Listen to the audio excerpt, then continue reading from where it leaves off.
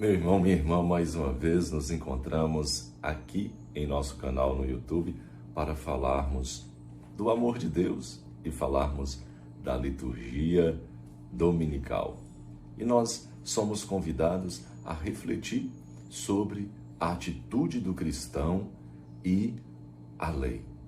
Como nos comportamos diante da lei. A liturgia leva-nos a essa reflexão. Mais uma vez eu convido você, se ainda não é inscrito, a se inscrever em nosso canal aqui no YouTube e sempre estar conectado conosco, meditando a liturgia do domingo. Passe esse vídeo para os seus contatos, para a sua lista de transmissão, mande para aquelas pessoas que possam também multiplicar e assim fazermos a mensagem da liturgia, a mensagem da igreja, a mensagem de Deus chegar a tantos e tantos lugares. Meu irmão, minha irmã, a liturgia de hoje nos dá a oportunidade de refletir sobre qual deve ser a nossa atitude, a atitude do cristão diante da lei de Deus. Para muitos é um tabu, uma série de proibições, os mandamentos, que desaprovam muitas de nossas atitudes ou muitas de nossas ações. Será esse mesmo o verdadeiro sentido dos mandamentos da lei de Deus? O que, de fato, a santa lei de Deus quer nos ensinar? E é isso que a primeira leitura vem nos ajudar a refletir. No livro do Eclesiástico, capítulo 5, versículo de 16 a 21, apresenta Deus propondo os mandamentos ao povo de Israel, mas num clima de aliança, num clima de festa. E o povo acolhe esses mandamentos, essas leis de forma unânime. Para o povo de Israel, o amor e a fidelidade à lei constituem toda a justiça e toda a santidade, apesar de muitas infidelidades pela parte do povo ao longo da história.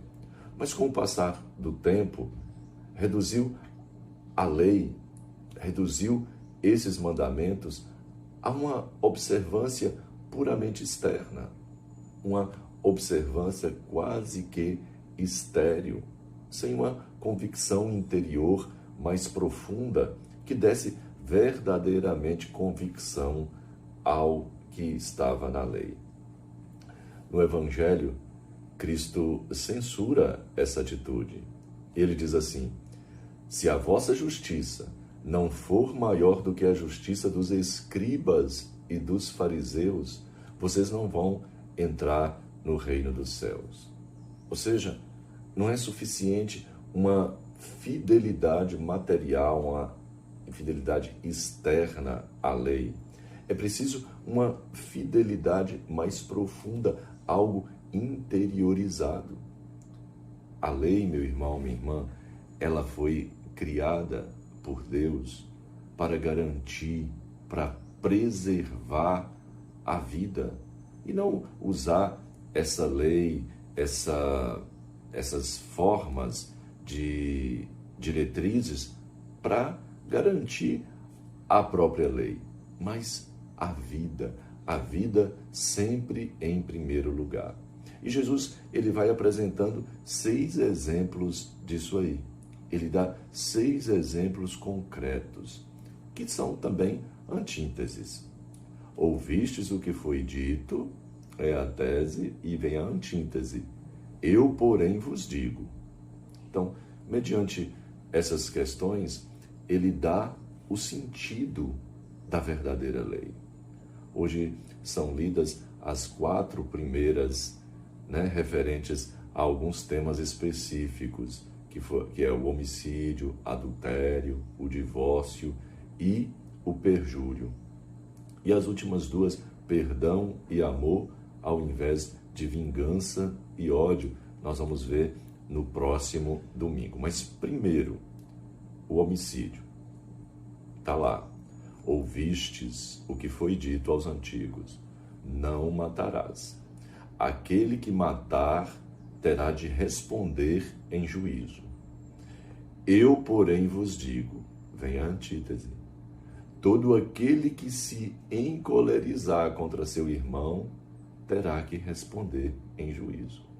E ele condena não só a morte física, não é apenas matar, né? Que isso é terrível, é abominável aos olhos de Deus, alguém tirar a vida da outra pessoa. Mas existem outras formas de morte e Jesus apresenta as formas de morte como calúnia, como mentira, como fraude, injustiça, como ofensa. Matar lideranças, não dando espaço na comunidade. E o próprio aborto, né? Que é essa terrível atitude e condenada por Deus, também condenada pela igreja. E o segundo ponto, que é o adultério. Jesus diz, olha, ouvistes o que foi dito aos antigos, não cometerás adultério. A antítese, eu, porém, vos digo, quem olhar para uma mulher com desejo desordenado já pecou em seu coração. E ele condena não só o ato consumado de adultério, mas também o desejo, que é adulterar no próprio coração. Certas amizades já são um adultério, né? Então, se teu olho for ocasião de queda, arranque-o. É palavra de Jesus, não é palavra do Padre Alessandro, é palavra de Jesus. O terceiro tema é o divórcio. Ouvistes o que foi dito aos antigos, aquele que repudiar sua mulher, dê-lhe um certificado de repúdio, ou seja, uma carta de divórcio.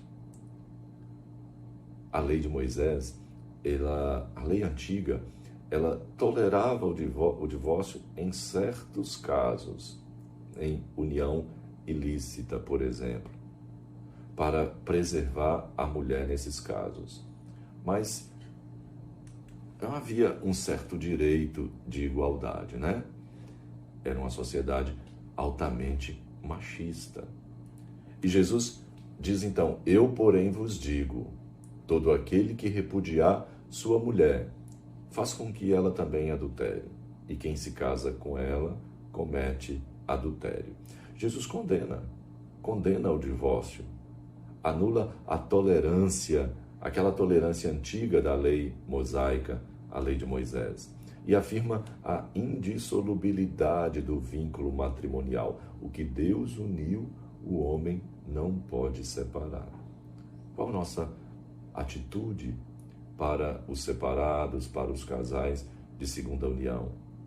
A igreja tem uma pastoral, dentro da pastoral familiar, chamado Casos Especiais, que é o Bom Pastor, que são aquele movimento, aquele segmento da pastoral familiar que cuida desses casais em segunda união, esses recasados.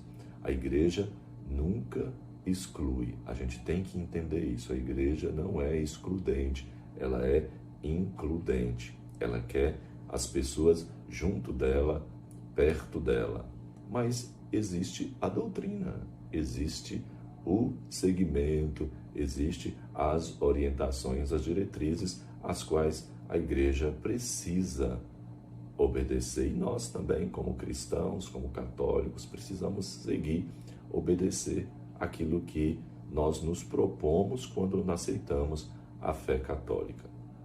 E o quarto é o juramento. Ouvistes o que foi dito aos antigos, não jurarás falso. Jesus diz, eu, porém, vos digo, não jureis de modo algum. Vosso sim seja sim, vosso não seja não. Tudo que for além disso vem do maligno, não vem de Deus. E Jesus condena a falsidade e proclama a caducidade do juramento. E por que você precisa jurar? A única garantia da palavra dada é a verdade. Para que o juramento? Se você diz a verdade, se você caminha no caminho da justiça, no caminho da verdade, no caminho da vida. O Sermão da Montanha, ele nos ensina essa vida espiritual e fala que essa vida espiritual não está num catálogo de normas muitas vezes vistas como perfeitas, que proíbem as más ações, mas limpeza da fonte de todas as ações.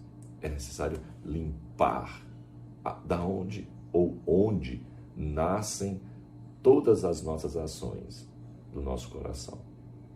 Então, essa nova lei, ela é necessária para nos redimensionar, fazer-nos olhar para dentro de nós, olhar dentro do nosso coração e limpar essa casa interior. Porque é daí, é do coração humano que procedem as atitudes ruins, que procedem os assassínios, os adultérios, as prostituições, os falsos testemunhos e as difamações. Por isso, Jesus enfatiza tanto o coração. O Salmo afirma: feliz quem tem vida pura e segue a lei do Senhor.